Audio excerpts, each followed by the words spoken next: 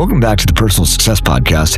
Today, I'm joined by Julian Lighton, a Silicon Valley strategy executive, board advisor, coach, and author of the new book, Navigating Your Next: How to Decide What You Want and Get There on Purpose. Julian has spent more than 30 years helping leaders, teams, and organizations make better decisions. He was a partner at McKinsey, led large-scale technology businesses, served as chief strategy officer for billion-dollar public companies, and has advised executives through some of the most complex moments of growth, transition, and reinvention. But this conversation is not just about strategy. It's about the deeper question underneath every next chapter. What do you actually want? Julian brings a rare combination of executive wisdom, practical frameworks, and human insight to that question. In this episode, we explore why successful people often feel confused about what comes next, why focus requires saying no, how to manufacture luck by replacing yourself in the right context, and why achievement without meaning can become its own kind of trap. We also talk about his book, Navigating Your Next, which helps professionals clarify what they want, understand why they are suited for it, and move towards it with purpose. So if you've achieved a lot on paper, but privately feel like something no longer fits, this conversation is going to meet you in a very honest place. Let's get into my conversation with Julian Lighton. All right, I'm with Julian Lighton. Thank you so much for being on the podcast today. It's a pleasure. Great to be here. Looking forward to the conversation. Who is Julian and what is his mission? Wow. Great question off the top. So mission is to try and be in service of others these days. It's changed a lot over the last 30 years. And who am I? I am a coach. So I go fishing with other people. I sit on the banks of the river and we talk about whatever the hell they want to, mostly about three things: about careers and how to understand what you want, how to be successful in getting that. Secondly, about teams and leadership. And thirdly, about strategy and organization, typically about how to scale companies. And my background is as both a management consultant. I spent 12 years in consulting, ending up being a partner at McKinsey.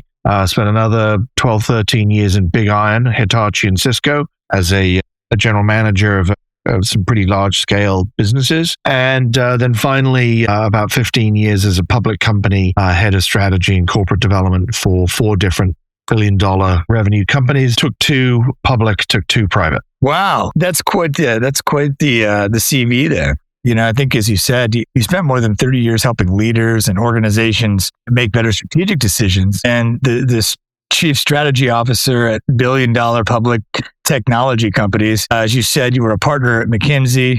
You led a $200 million services business, advised boards, and now you're helping professionals navigate their own sort of next chapter. So when you turn that lens internally for someone, right, what makes your experience relevant, and what does that look like? Okay.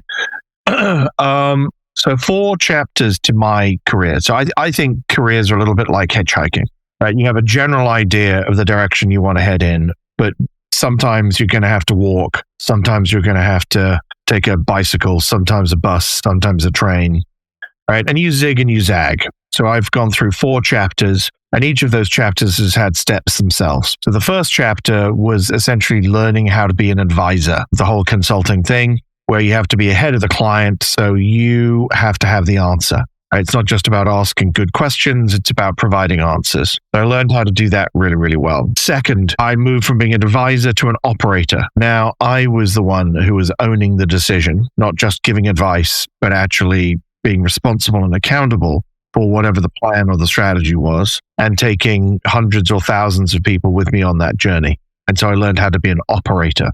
Thirdly, I shifted from owning everything to convening things. So as a head of strategy and corporate development, my responsibility, my talent was in bringing people together to make decisions, and make decisions that were long-term and extremely impactful, and then get them to make those decisions better and better over time. So I didn't own the outcome of the decision. I wasn't responsible for making the decision, but what I was responsible for was bringing people together, getting them to recognize what the opportunity or problem was and how to make a decision. So 3 distinct sets of competencies, capabilities. And then lastly, leaving all of that behind to say, okay, my core talents are, I'm very, very good at asking questions. I'm very, very good at helping other people make decisions. And so in service of whatever they want to bring, I'm going to sit down with them and help them get better and better at being able to do that in their careers and in their businesses. I'm curious. You said that in stage 3 or chapter 3 of Julian's life, you found you're really good at bringing people together who could make the decisions and getting them to be better at it. Yeah. What does that require of you? Well, first of all, it requires you not to be an operator. So it's a little bit of the difference between being an operator and being a board director. Right. So, if you're a board director, you're there on behalf of the business, but you don't own, right, the business in terms of, the actions of it. You don't own go-to-market. You don't own product development. You're not the CEO or the CFO, but you are involved. And so what you want is everybody to do a little bit better. You want the business to thrive. And so it's acting essentially as a custodian of the business and getting other people together. And essentially, there are about 5 different things that you do. So number 1 is you want everybody to be on the same page as to what the problem or opportunity is. Very often people don't see things in the same way. So setting things up so that everybody can understand what reality is a very important thing. And so having a neutral voice. Very often strategists get a bad rap in businesses because they really advocate for a particular outcome instead of setting up the thing and saying, okay, this is what it looks like. Now let's explore what that means. So number 1, reality. What's the question? What's the opportunity? Number 2 is what process are we going to use to be able to look at that? Again, everybody has different ways of making decisions. Some are intuitive, some use feelings, some use logic. Some are in a hurry. Some like to take their time, right? And so let's settle on the way in which we're going to actually make a decision. Number 3 is what data are we going to use? Because you can have differences of opinion, but you can't have differences of facts, as we find in our current administration, where, there are the struggles for us to find what reality is and to share information as citizens as to what's actually really going on. But number 4 is what does success look like? So if we did something, what are we actually really trying to do? We're trying to put somebody on a flight to Paris.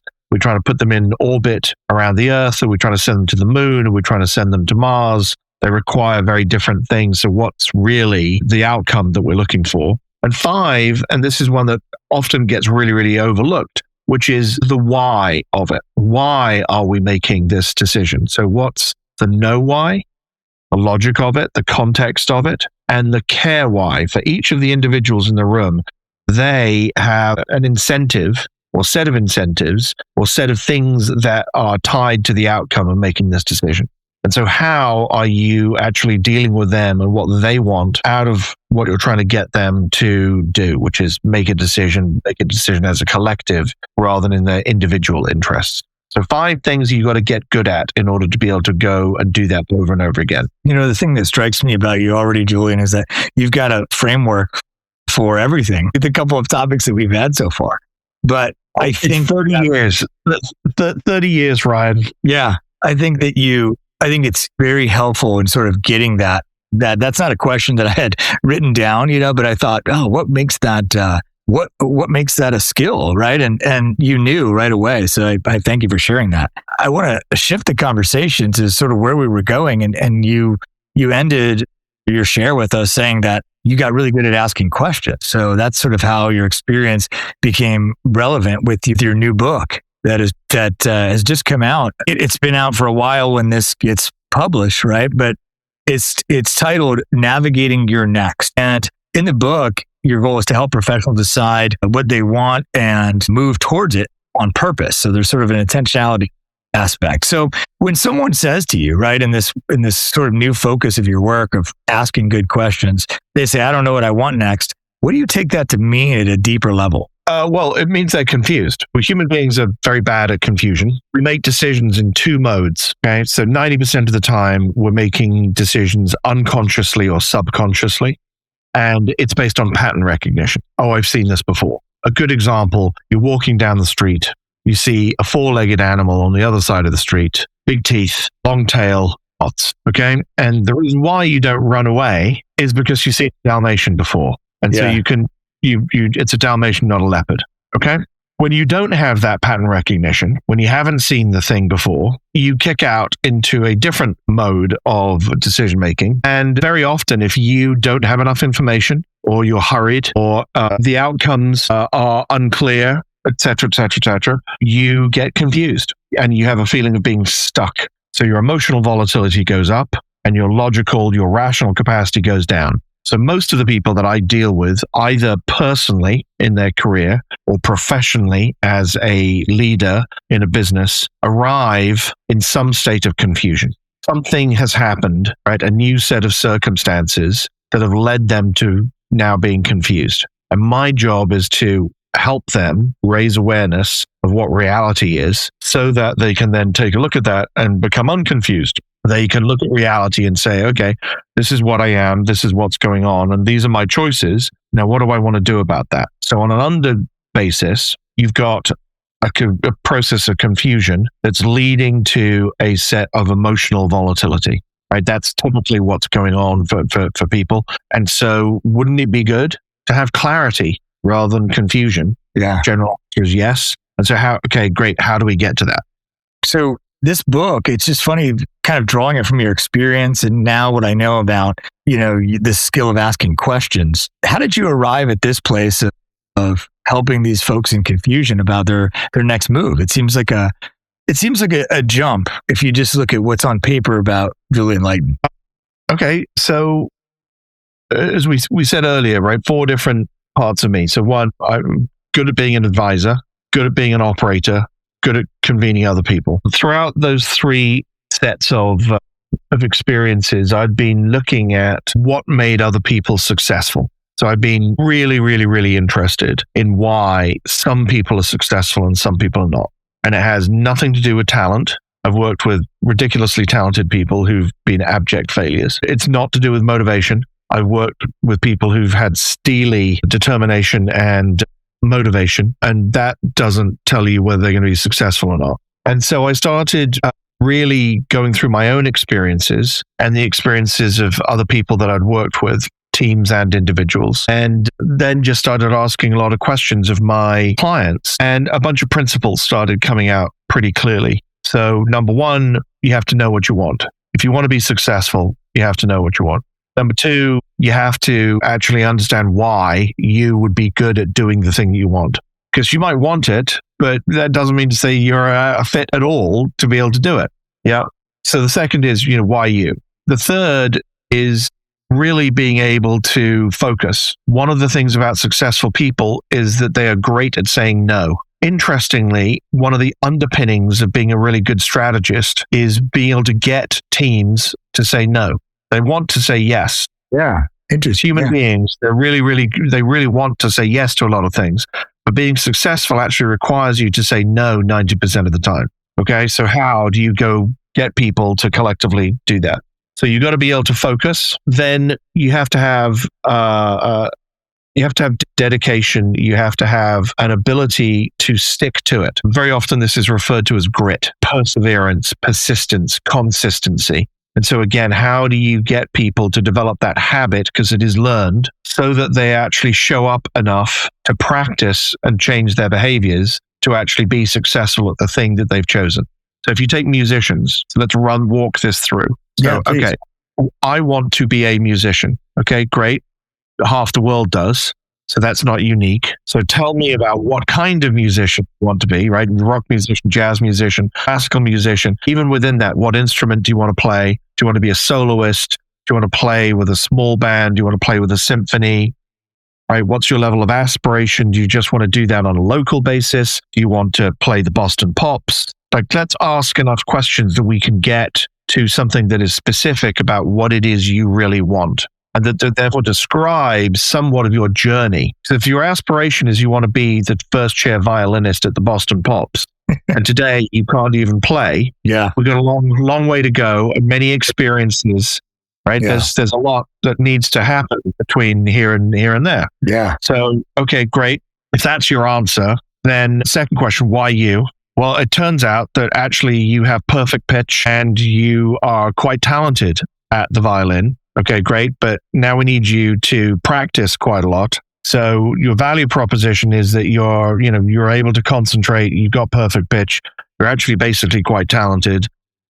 Okay, fantastic. But you're going to have to find a bunch of coaches and mentors and courses and practical experiences to get you all the way to where you want to go. And so you're going to have to focus, right?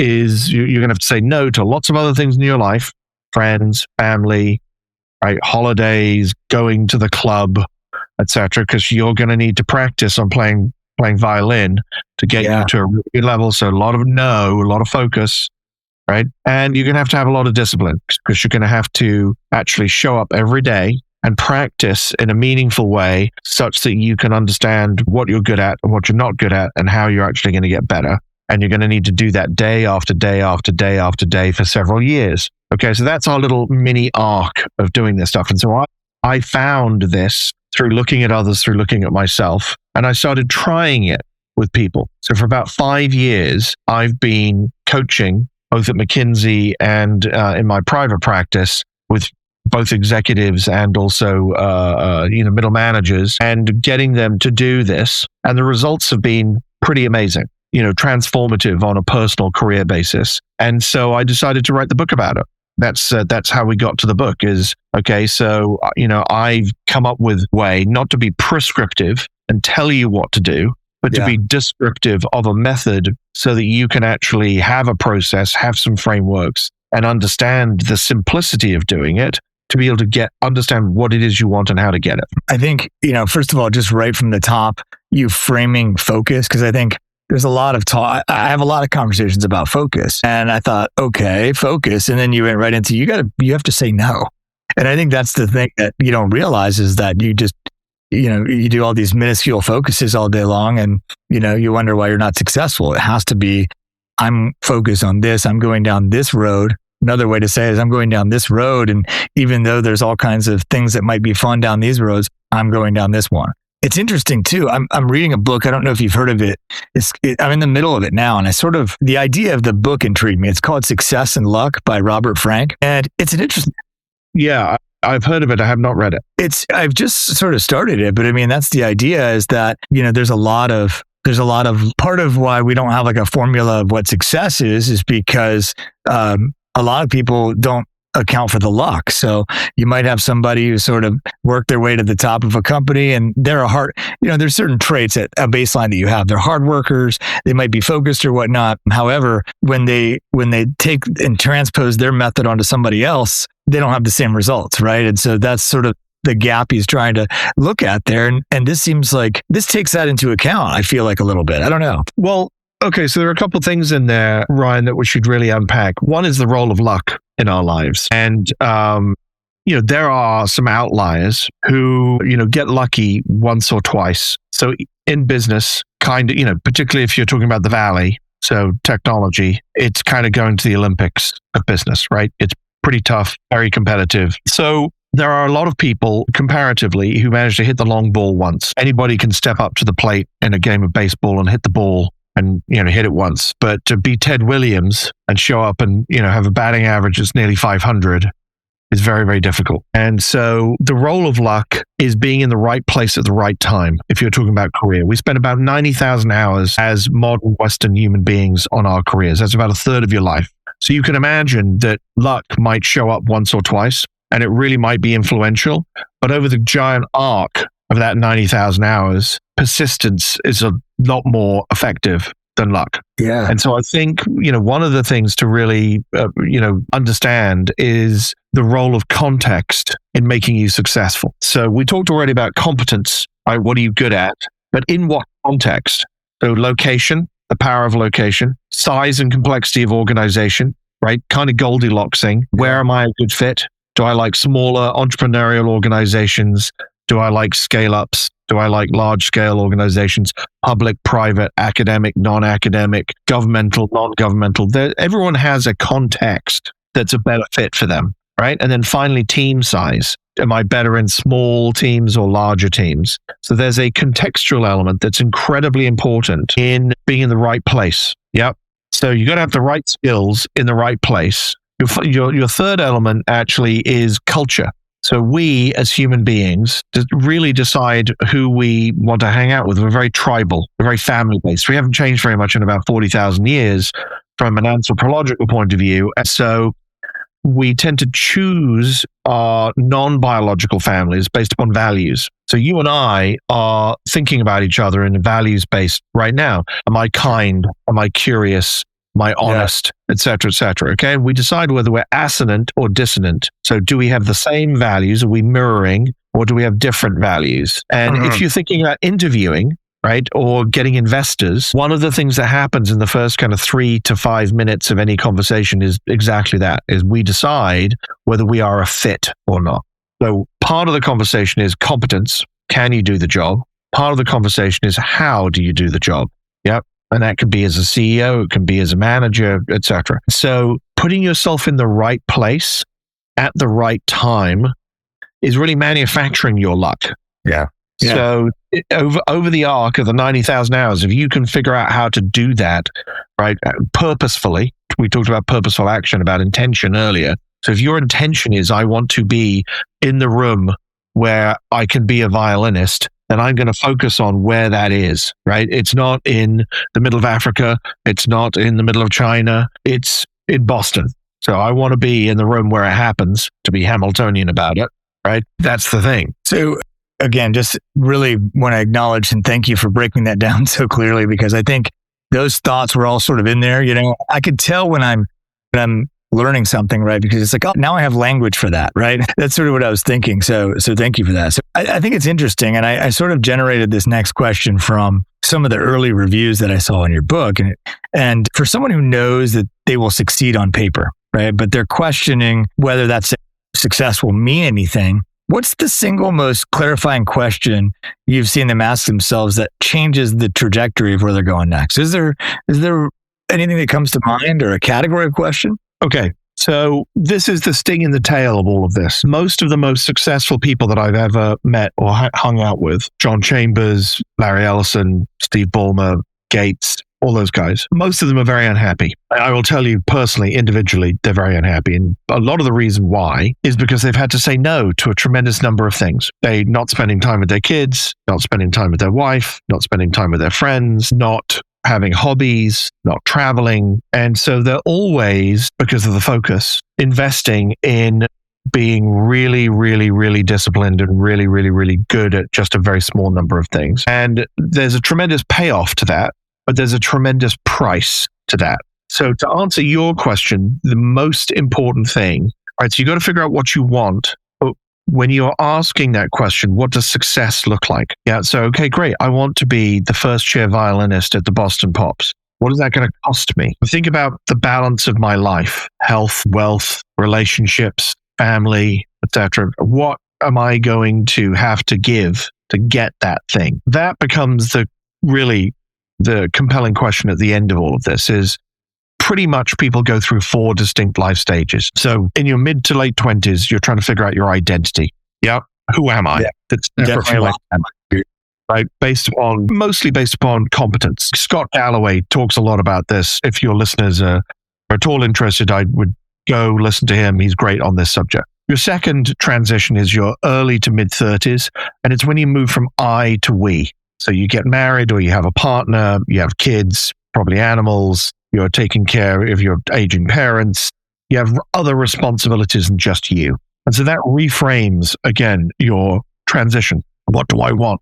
What does success look like? So very often people get stuck, right, at this point, because they've been used to taking care of themselves, and now they have other people and they feel emotionally stuck. Third stage, mid 40s to mid 50s, your classic midlife crisis. Okay, what's it all about? Yeah. Because now you're a little bit older, body's not quite as good, you can't do all the same things you did. You've kind of climbed a bunch of the mountain, and you're not really sure, is it worthwhile continuing to the top of the mountain? Or should I stop here? Or should I really do something else? You get a sense that time is running out. Yeah. So that your 40s to mid 50s. And lastly, mid 50s to mid 60s, again, 90,000 hours, right, is a third of your life. So work, particularly for men, is identity. Yeah. So all 3 of these previous changes, we're dealing with changes in your identity. Your last change is letting go of that identity, because I'm not going to work anymore. I'm going to do something different. So who am I? Right? Yeah. What's my worth? What's my value in the world? What do I give back? What do I stand for? So all of us have to go through these transitions. So asking these questions of what do I want and what does success look like is really a life skill. I mean, it's very, very important in your career, but it's also incredibly important in your life. And again, to answer your question, if you aren't careful, you may end up getting what you want, which is a terrible irony. Yes. Yeah. It's funny that I think that I just try to obviously place myself in some of those categories that you had. And I think that there is a little bit of, it certainly is, I have a tendency to feel like the clock is ticking because I sort of, I always talk about, this is sort of where this podcast even came from, is I had this list of things you had to do. You had to get the job, you had to get, and I was like, wait a second. I got to a point where I had all that stuff and was like, this wasn't my list. When do I get to work on the list? Yeah. And I went through a little bit of that, and that's sort of where that came from because I had this conversation with one of my employees and I made some offhanded remark. I don't even remember exactly what it was, but it was like, well, when I grow up, I want to do this or something like that. And it was like, why would you say that? You're like at the top of the food chain. What does that even mean? And I was like, and that was the first time I was looking at this person and they were literally confused. And it seems like such a indistinct moment. But for me, it was like, oh my gosh, this person, that's not what's happening over here. I'm like, if I fulfill all this, I'll get. So there's a little bit of even that, how am I giving back right now? And I'll be 46 soon. So, well, I mean, so there are two elements there, Ryan, that I find fascinating. And I talk about an instance in the books. I went back to my old college for what they call a Gordy, essentially just an alumni celebration, but they do it every 10 years. And so just like anybody go at any school, you get to see how people change. And you have this lens, this little vignette of going through life, right? There's a very famous book by a guy called Clayton Christensen called How Will You Measure Your Life? And it's basically the last lecture that he gave to his Harvard MBA class every year. And it was getting them to think about what would they think about in terms of their own success. And he said, every time that class would come back, I'd go through this experience, he was amazed by the number of people that were divorced, right? Or bankrupt or had gone to prison. These were not outcomes that they had imagined of themselves in terms of being successful. So I went back to my old college and I found that rather than necessarily people having like terrible outcomes, what was almost universal was that people were unhappy. These are some of the most successful people in Britain. Wow. Yeah. Politicians, lawyers, bankers, et cetera, incredibly successful on the outside, but actually relatively unhappy. And a lot of this is because they hadn't understood the question, right? Which is, okay, what do I want? Yeah. What does that look like for me in terms of success? What's the balance? What's the thing that I want out of this? Very interestingly on this, and this will resonate with you, there are two types of motivation that people have around success. One is personal, around reward. What do I find rewarding? Generally extrinsic, money, power, influence, titles, or intrinsic, right? Love of learning, love of being of service, love of creation, etc. And people have a mixture of these. And it tends to be more extrinsic when you're younger and more intrinsic when you're older. So you have a reward mechanism that you need to understand so that you can satisfy it in terms of success. That's personal. Sure. Then you have a second motivation, which is around impact. So we all have little ecosystems surrounding us. Family, mother, father, brothers, sisters, aunts, uncles, cousins, nieces, nephews, etc., plus friends, plus colleagues. And that little ecosystem wants things for us. Yeah. They want us to do things for them. They want things for us. Generally, be safe, stay in the same location, don't change your personality too much, right? They want to hold you where you are, right? They may want you to be successful, but they want you to be successful kind of doing the same thing. Don't go off and put that, shack on the beach and start selling rum fruity drinks. That's probably not what your parents want for you, right? Okay, they want some more linear kind of stuff. So they want stuff for us. And then in return, creatively, we want things for them. So we may want financial security. We might want health. We might want sustainability, etc.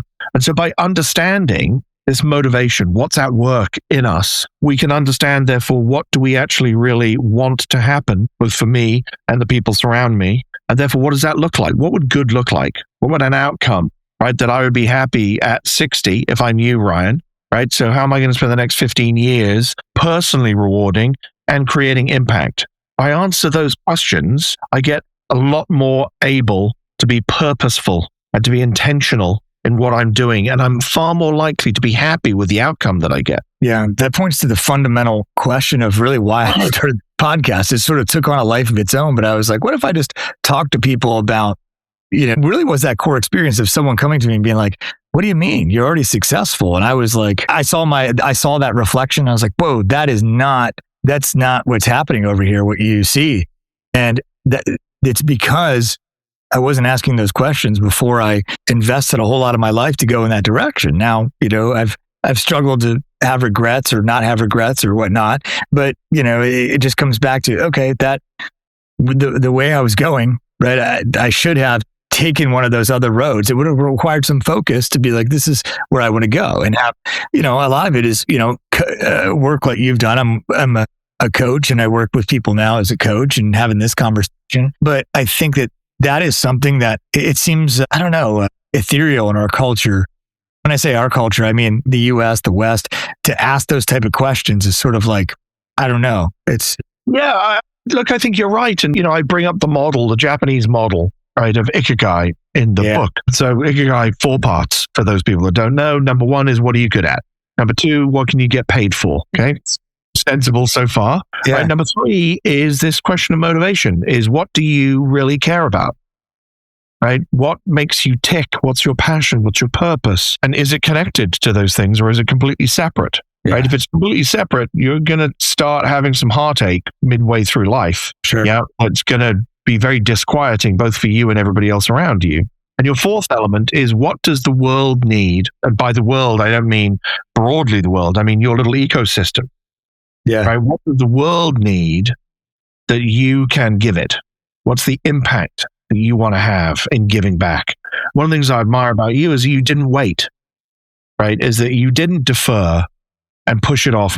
Most successful people, their habit is, I'm going to continue doing the same thing. I'm going to eat the same thing. I'm going to do the same thing over and over and over again, because it's what got me here. And then they reach a point where that doesn't work for them. Right? The classic phrase, what got me here will not get me there. Yeah. And they really struggle. Despite the fact they're incredibly successful, because they can't conceptualize of themselves, of their identity as something different. And so by focusing on, what am I good at?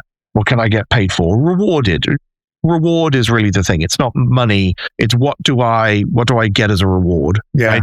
What's my passion or purpose? What motivates me to do that thing? And then what impact do I want to have on others in doing this? If I can find a balance by sitting in that, and by taking action, not just, the mental masturbation of it, but actually taking action, I'm far more likely to get what I want. So whether it's podcasts or whatever, people always say, I'll do this when I'm successful. I'll go on that holiday. When I have the right house, then I'll do that thing. Yeah. And it's like, no, you do it now. Don't do it now. Yeah. It's funny. I mean, I appreciate the compliment, but there was even something like, I don't know that I put words to it, but I will walk out of this conversation and I will speak with my partner, and I will be I'll just be, there's something that's like foundationally fulfilling for me to have these conversations with people. But 10 years ago, I was quietly buying podcast equipment and stuff like that. And then I'd try to do one, and then so I'm thinking now, I had a client that I work with who had the same experience, and I never put it together before, but my wife walked in the room and I'm like, oh, she's like, what are you doing? I'm like, oh, just, I'm all done.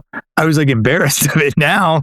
It's just, she's like, oh, you have another session today or what? It's just something that is just normal, right?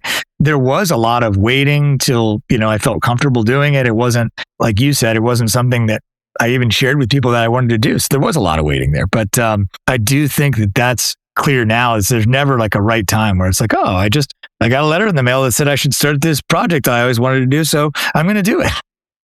So little personal story about this. So when I was, a student, I lived in a house with a bunch of other people, and my bedroom was at the back of the house. Kitchen was in the middle of the house, front door. So every day I had to walk from my bedroom to get to the front door to go out down to the college. So I would walk to the kitchen and there would be a massive pile of stinky washing up. Young people, cleanliness, hygiene is not the thing, right? So every day I would walk through and it would, I'd look at it. And as I was cycling, I would think about how I was going to do the washing up. Right? Am I going to take everything out of the bowl? Am I going to put water and washing up liquid in the bowl first? Am I going to do the plates first? Am I going to do the cups? Am I going to do the glasses? Over and over again, I would think about this. And every night I would come back and it would still be sitting there. Right? And this went on for about a week. So you can tell how bad we were. And eventually I just went and did it. And it didn't matter where I started. It didn't matter what method I had tried to apply. All that mattered was that I started. Right? Doing is the thing. And so often I found in my career and in my clients' careers, the stuckness is because it's uncomfortable to move forward. So the imposter syndrome of, I don't think that I'm going to be competent enough, or I've been really successful. And so I'm used to, right, the dopamine of being able to be good at something early. I actually have to, because it's new, I have to struggle. So I have to learn how to struggle. Discipline again, right?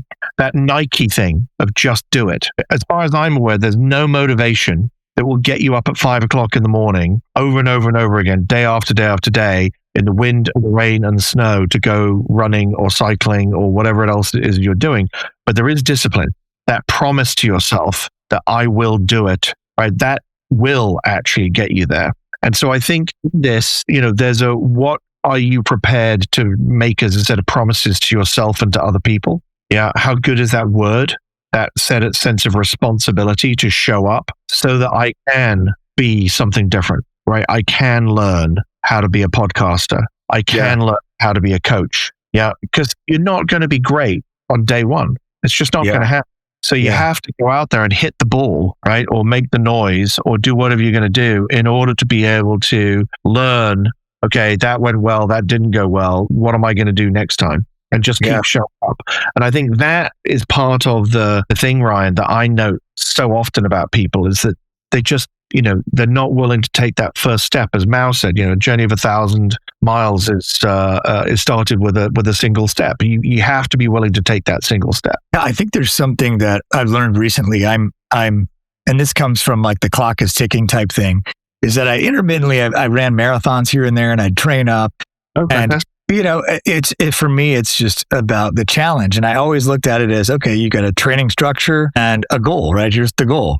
And I still would, I've set a lot of goals and achieved them. And I just would find myself, I'm tired today. I'm not going to go run. And I realized something, and this seems to tie in with what you're saying is it's not just going to be, there's something about identity. So it was like, I discovered that there was the structure, the goal, but the real important thing is you've got to get a head start on, you just got to do it and be like, so part of hitting that goal is I'm going to be the tired, pissed off, I don't want to run right now runner. And I had to be like, I am that guy. And and it made it easier to be like, because I've sat there and told myself, okay, you're going to think this, you're going to think, I don't want to run. Because sometimes I'm running really early or really late or whatnot. And so I think that it was just like, that helped me get out there and do it. Right. It's just like what you're saying here. Well, I'll tell you a couple of secrets. So first of all, going back to we are social creatures. It turns out, and I didn't learn this until my mid-40s, reading some very interesting psychology about how leadership groups work.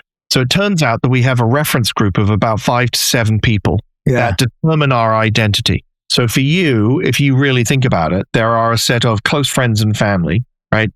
Outer wall, and then the inner, Robert De Niro, right? The circle of trust. Yes. Yeah. Yeah. So who is that little circle of trust? Those are the people that see you and they keep you who you are. And if you want to change, then you actually have to, interestingly, do things with them. It's not just talking to them. You have to have experiences with them. So the way you change, doing is being is doing. It's reciprocal, right?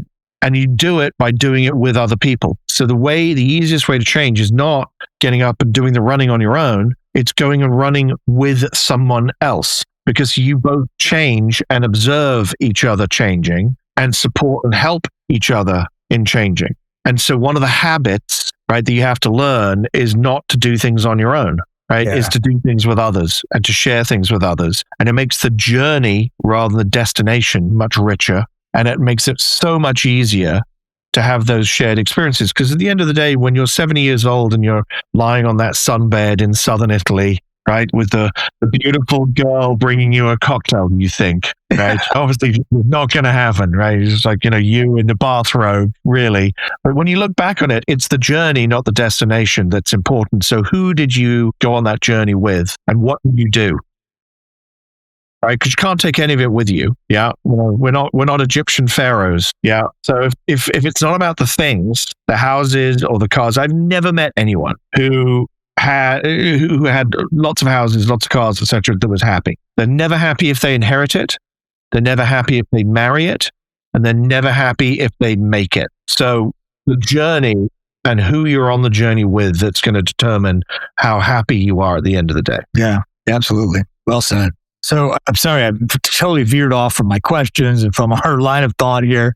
I want to sort of steer it back to really focus on your work here. Just like I said, these conversations, I get lost in them sometimes. So just kind of what comes up, comes up. So I think I want to note, and you brought this up a little bit, but you spent a major part of your career in Silicon Valley. What does that world understand about ambition and success? And then what does it misunderstand? Wow, that's a terrific question. And very, very current, by the way. Yes.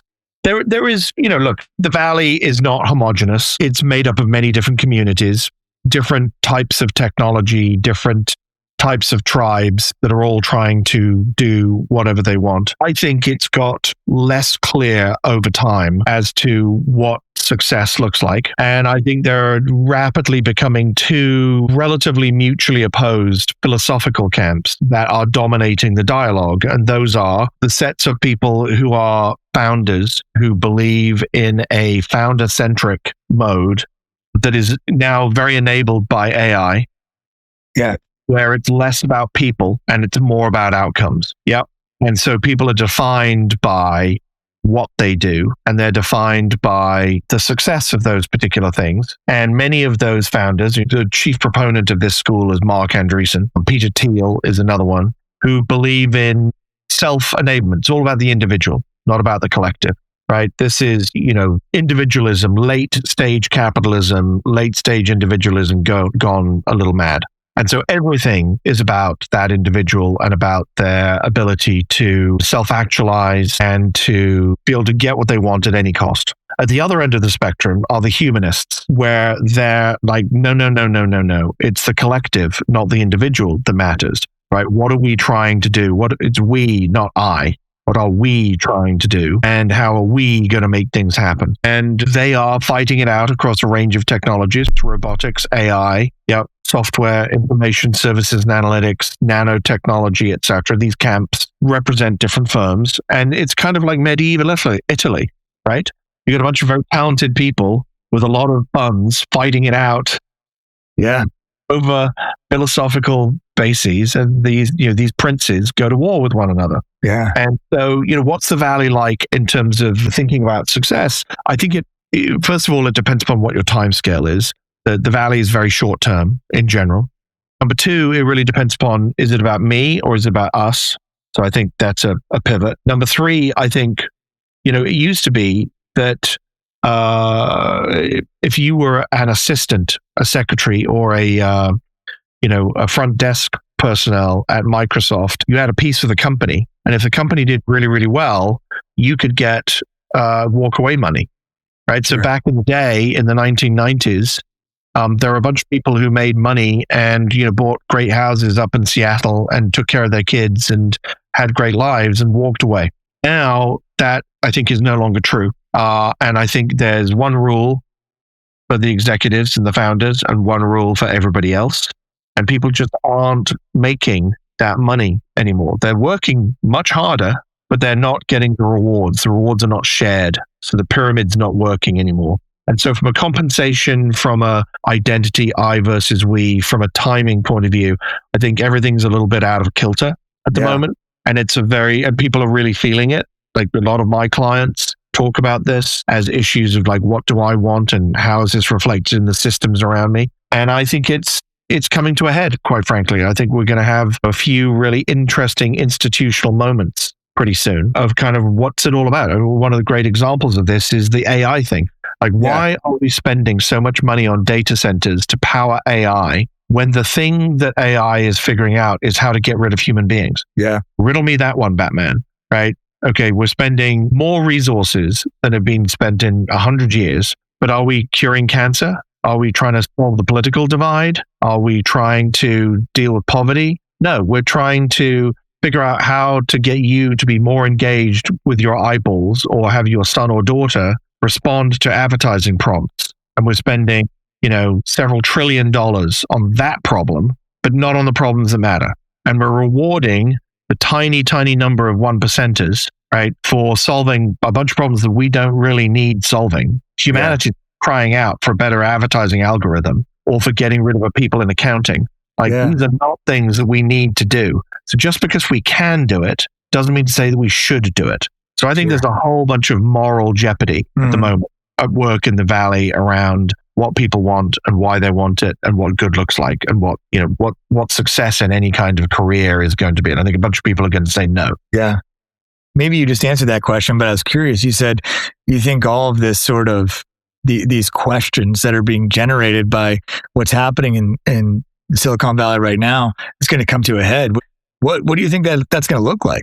Well, I mean, there are different versions of this reality, and who knows, right? I'm Nostradamus. Sure, yeah. I can tell you what some options are. Like, one of the options is a Frankenstein moment, right? The villagers with the pitchforks are outside the buildings. There's a whole bunch of people like Peter Thiel who think that is actually going to happen, right? Is basically we're going to get to a point where people are so pissed off that they're going to come after these. And now they're walking around with 4 or 5 security guards, right? Yeah. They're living in compounds. They're trying to get out of the Valley and move to other states where it's much more difficult for people to find them or get hold of them because they know what they're doing, right? This is not an unconscious or subconscious thing on behalf of, the glitterati.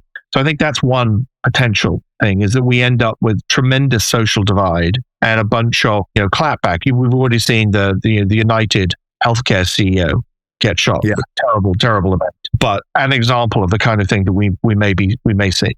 I think number 2 is that people begin to renegotiate both individually and collectively what work looks like. So if you're skillful, this isn't going to happen, unfortunately, with a bunch of the people that are going to get wiped out in the AI issue. But for those people that are very skillful, they are going to have the opportunity to basically renegotiate what reality looks like, their relationship with the corporation. And I think we're going to end up far more with corporations that look like ways of making films. So if you think about the film business, which is really a series of projects that come together with a set of talent, right? And they make the thing and then they go away again. And I think the Valley is going to become a lot more like that, where you basically sign up for a project for a thing. So instead of, nobody believes you're going to have a career for 10 or 15 or 20 years anymore, right? With one thing. Nobody believes that. Yeah. So what people do believe and what they want is they want certainty over a couple of years. I'm willing to sign up to do this thing, to go in search of making this thing real, for 2 or 3 years. And if there's another one of those things, then I'll continue to re-up. But I'm going to think of myself in terms of these 2 or 3 year sprints. Yeah. And so I think that means that you're going to see changes in the way in which people compensate themselves, in the way in which they negotiate time, in the way in which they negotiate authority. So that, I think, is a second phenomena of what we're going to see. I think thirdly, we're going to see a difference in the way in which money is applied, incentives. Essentially, VC is broken. Okay, the model that has been used to fund all of these corporations is now essentially really not working anymore. Right. All the money is going to a small number of things rather than a vast number of things. VC is based upon placing lots and lots of bets, having a substantial number of them fail, but having 1 or 2 go the long ball. Now, because of the amounts of money that's required to actually be put into and make something successful, you can't place 7 bets. You can only place 2. And both of those bets have to be successful. Yeah. That's a very different model. Right? Sure. And the skills that are required and the patience that's required and the holding periods and how people think, etc. So many things that were being funded, different parts of industries, are now being, the pool is dry. There's no more money because all the money is gone to one side of the table.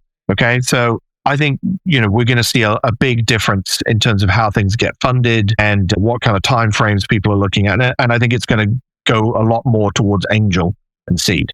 So those are 3 things that I can see, with reasonable probability, coming out of what's going on in what we're talking about. So how is what's happening in Silicon Valley and with AI now, how is that related to the work you're doing in navigating your next and the work you do as a coach with executives who maybe are they're having this question of meaning sort of being brought up by what's happening in Silicon Valley? It varies. It's very, very variable. So the book itself, right, is just a summation of the conversation you and I have had in a very structured way. So what I essentially tried to do is there's a very famous book called What Color is Your Parachute?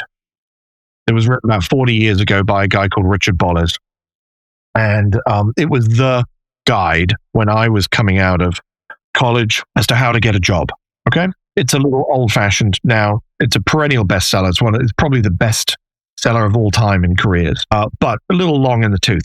Okay. So what I thought was I would write a modern day, what color is your parachute, but based on my experience. And so again, it's not prescriptive. It's not telling you to be a certain way. So I'm not like Simon Sinek telling you to be a Marine leader, right? Leaders eat last, et cetera, et cetera. I'm really trying to be descriptive about a way that you can answer a bunch of questions about yourself that ends up with you being more successful. So I'm using that in my conversations with leaders, either about helping them to get what they want individually, or about how to get what they want collectively. Yeah, so the same methodology works over and over and over again. So that's the first thing. Second thing, the Valley. We talked a little bit earlier about this, but through no fault of the people that are in the Valley, what has happened is that you've ended up with a lot of leaders at the top of companies who have never been taught leadership. Leadership is learned. It's not innate. It's not manifested, right? It is a discipline. If you've ever been in the armed services, right, you go to West Point and you learn how to lead troops, right? Moving from I to we is an incredibly difficult thing. And so, unfortunately, there are many, many, many leaders in the Valley who have no background in leadership. They're fantastic individual contributors. They're incredibly intelligent, but they don't understand leadership. And so one of the things that I spend a lot of time on is just the basics of, okay, so if this is what reality is for you, if this is the team, this is the system that you're in, how would you go about solving that problem? And that 90% of these problems are about people. Right? If you're going to get what you want, you're going to have to lead. And in leading, 90% of the problem is about people. So it's changing their natural instinct to sit and play with something, right? And try and do it themselves to know what conversation do you need to have in order to be able to make that happen?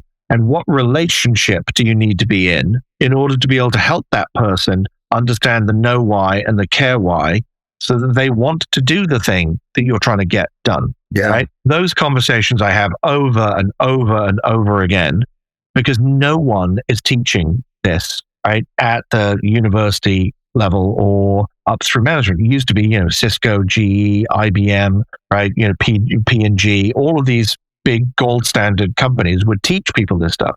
Not happening anymore.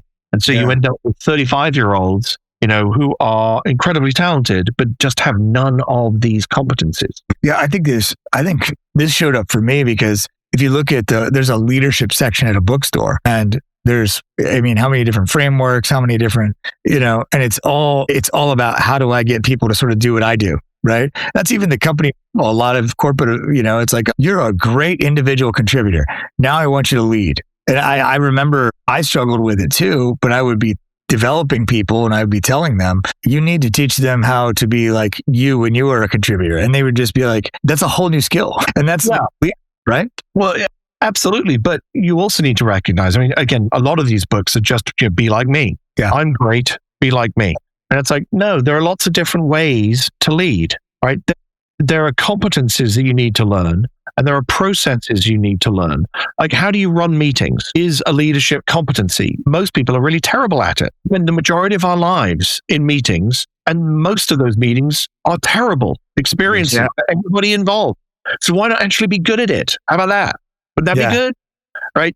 How about decision making that we brought up earlier, right? I would regard myself as, I'm certainly in the top 1% in the Valley, right? In terms of helping other people make decisions. And so, okay, great. How do you do that? Right? That is a leadership competence that you should know. Now, how you go about doing it, whether you're an introvert or an extrovert, or whether you want to be more authoritative or more coaching or more democratic, these are all open to you, right? As modes, as depending upon your personality, depending upon what you need to get done with what set of people in what context.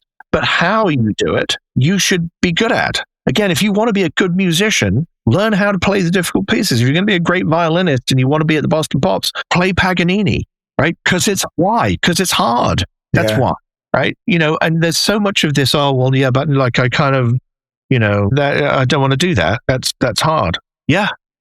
You should. Yeah, it is. Yeah. It's going to make you uncomfortable and you're not going to be good at it at the beginning. Yeah. But you just have to try if you want to be a good leader. And again, you've got these camps at work, right? So some people don't want to be good leaders. They just don't think that it's necessary. People are unnecessary. And the other guys really, really, really want to be good leaders, but they don't, they care, but they don't have the techniques. So, you were asking about the Valley. The Valley is in this little crux at the moment. Well, it's interesting because that's the big, in this time that we're in, it seems like there's two camps when it comes to leadership even.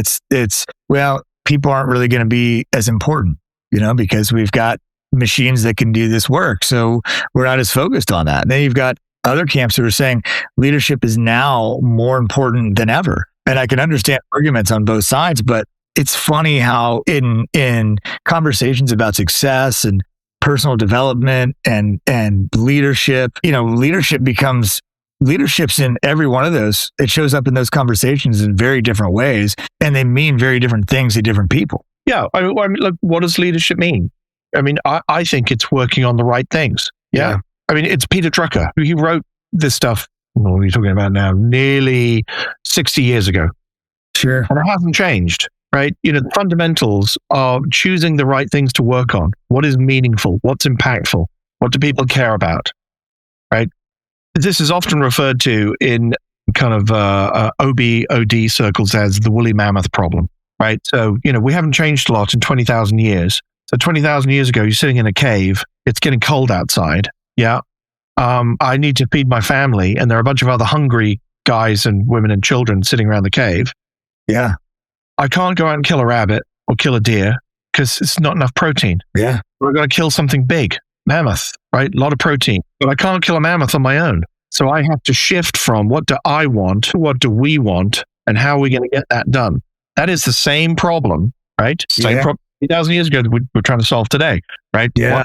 What is the woolly mammoth for you and your crew, right? Yeah. How do we get this done? Back to the know why and care why. So know why, well, we better figure out which of us is going to poke it with the pointy end versus who's going to run up behind it, et cetera, because it's dangerous. So we're going to have to devolve roles and responsibilities. We're going to have to figure out how to divide the thing.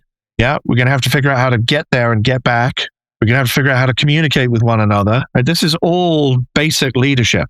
Yeah. Right. And so how do we go from, well, I want to do this because I'm really hungry and my family's starving and it's snowing, to how do we do it? So how do I share it? Well, I'm going to have to draw it on a wall. What do you think those drawings are about? Oh, riddle me that.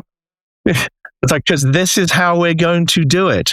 Look, they're over here and you're going to come up here and I'm going to come up here. We're going to do this thing and then everybody eats. Okay. And we're doing it still, right? The closest, I was talking earlier about the kind of, the 2 or 3 year revolving nature of how people are beginning to think about their careers. The closest thing that we have anthropologically to modern business is going to war. I mean, let that sit for a second.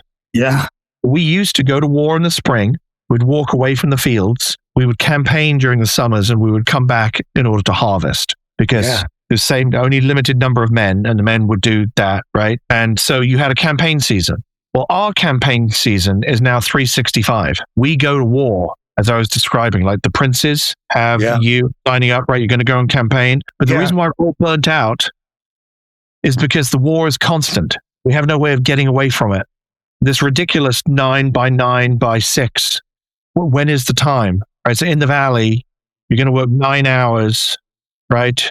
From 9 until 9, or not 9 hours. You're going to work from 9 until 9, 6 days a week. Okay, I will tell you as a human being, you can't change the laws of time and space. There's 168 hours in a week. Yeah. You take out sleep, you take out eating, you take out the 50 or 60 hours that you're going to work, you end up with about 20 to 25 hours that you can spend on anything else, whether that's running, reading, listening to music, with friends. Your choices get pretty narrow. Yeah. So the moment is coming, Ryan, where people are actually going to realize that I'm worse off than a medieval peasant. Yeah. Right? The physical, mental, spiritual, emotional reality that I am living in is that I am worse off than I was 300 or 400 years ago. So why am I doing this? Yeah, I've been there. I've had that question. I'm like, and then it's like you tell other people that, and they're like, what are you talking about? You sound spoiled. And that's a whole other conversation. But it's the conversation. That's right. It's true, and it's sort of it's scary in a different way, because it's sort of like the frog in the pot of water it's like, oh, all of a sudden it's boiling, right? It's like, oh, when do you jump out? Boil more? Should I wait? That type of question, which it's a shame that we're there.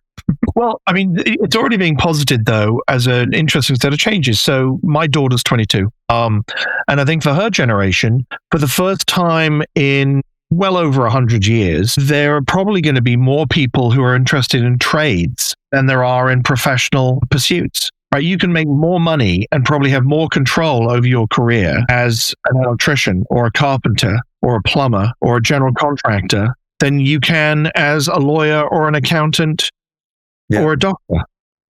Yeah. I mean, times are changing. This is the biggest change economically and socially since the Industrial Revolution. And I think socially it's, and the kind of questions we're talking about, which is, what do you want? Yeah. Right? The millennials were the folks that wanted to move to Hudson Valley and have farms. Yeah. Okay, well, that's interesting. I think the Gen Z are going to be the folks who are going to now be back to the trades, back to guild. I want to be a stonemason. I want to be a goldsmith. I want to be a blah, blah, blah.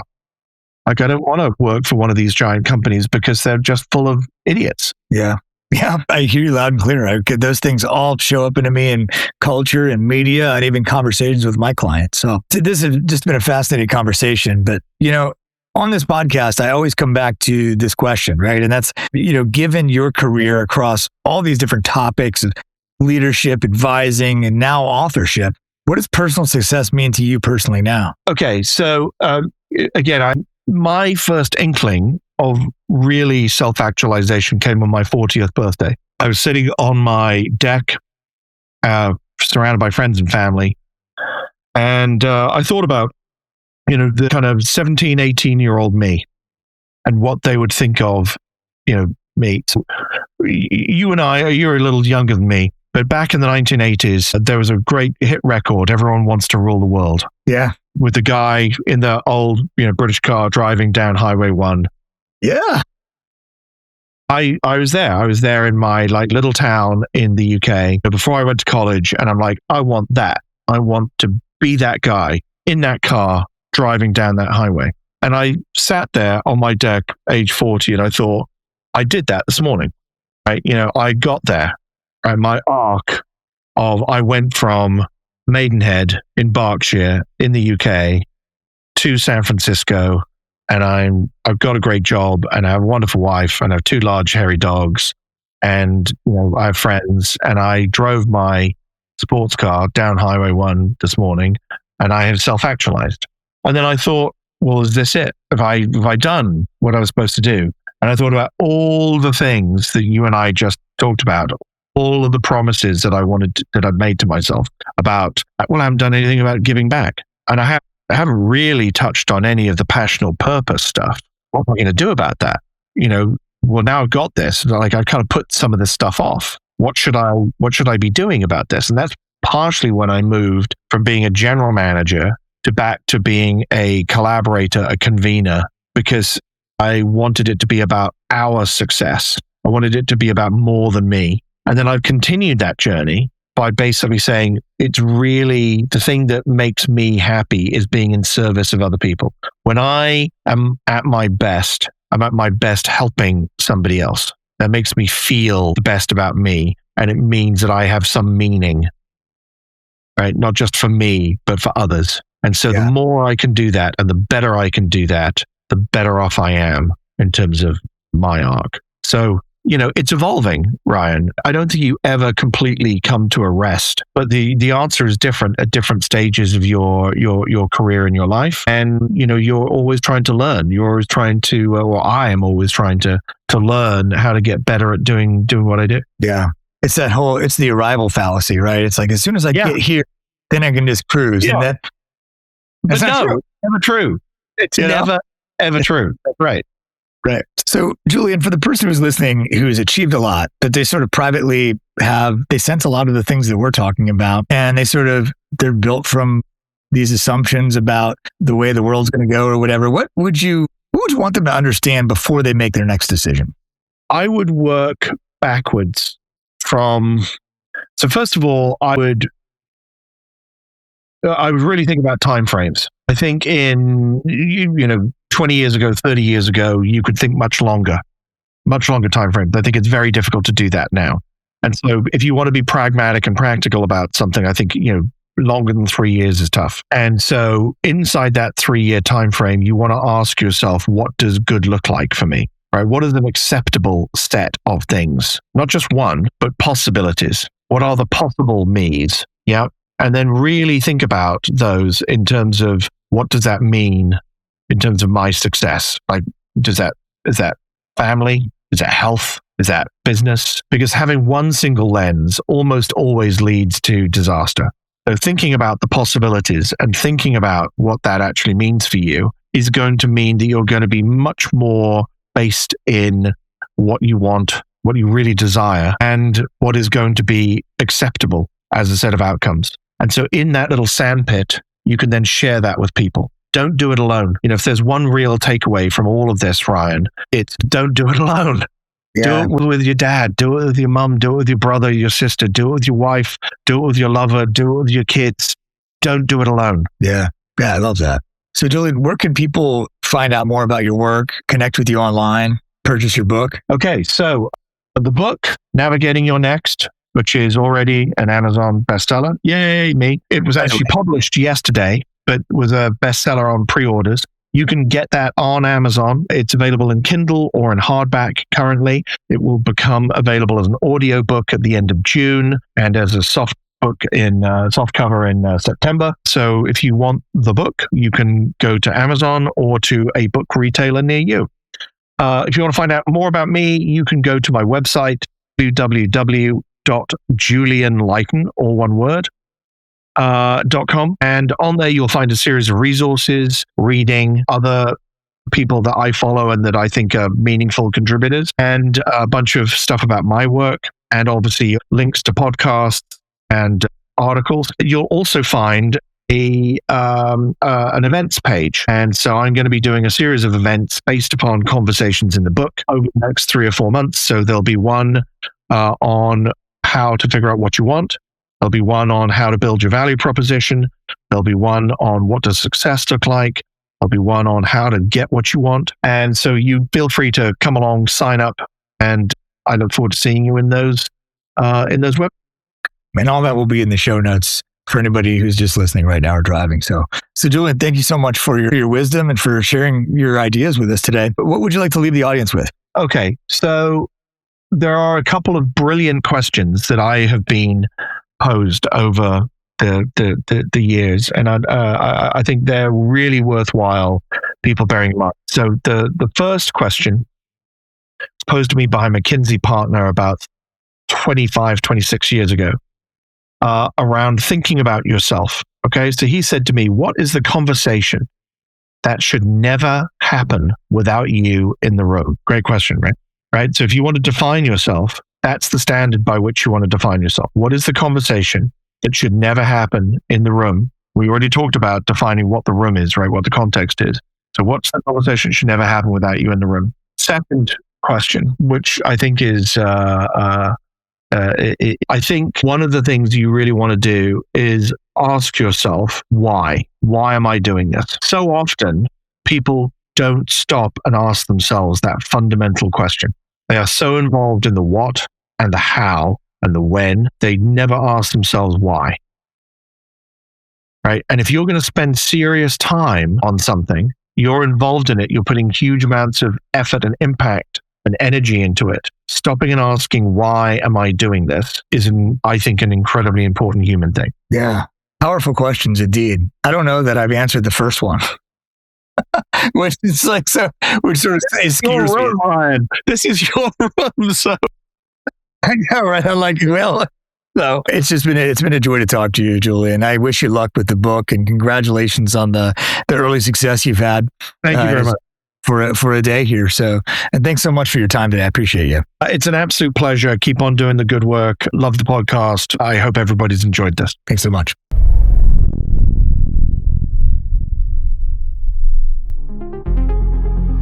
Julian doesn't treat success like a slogan. He treats it like a serious question. What do you want? Why do you want it? What will it cost you? Who should be with you as you move toward it? It may be the most powerful question offered in this conversation. What is the conversation that should never happen without you in the room? That's not just a career question. It's an identity question. It's a leadership question. It's a life question. You can find Julian's book, Navigating Your Next, How to Decide What You Want and Get There on Purpose, on Amazon and through major book retailers. You can also learn more about Julian, his work, resources, and upcoming events at julianlighton.com. The link's in the show notes. His book is available in Kindle and hardback, and with audio and softcover editions also planned coming later this summer. Before you go, I want to invite you into another conversation I'm building for leaders. If this episode touched something in you around success, identity, ambition, or the private costs of carrying responsibility, I want you to check out the Private Leadership Reset podcast. That show is for leaders who are capable, respected, and performing well from the outside, but privately feel leadership has become heavier than it should. We explore the internal friction that makes decisions harder, authority feel negotiated, and momentum feel forced. You can subscribe at ryanwatslifecoaching.com/leadership podcast. Thank you for listening to the Personal Success Podcast. And as always, keep creating, developing, and inspiring your own version of success.